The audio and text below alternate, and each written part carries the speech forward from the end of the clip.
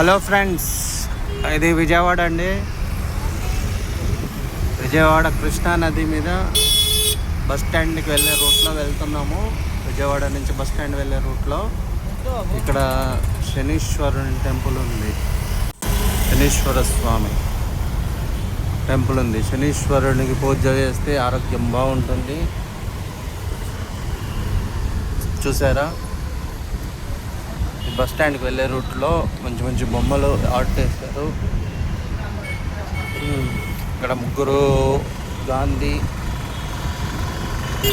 విగ్రహాలు ఉన్నాయి. 3 విగ్రహాలు బస్ స్టాండ్ వెళ్ళే రూట్లో. మంచి మంచి చెట్లు పెట్టారు.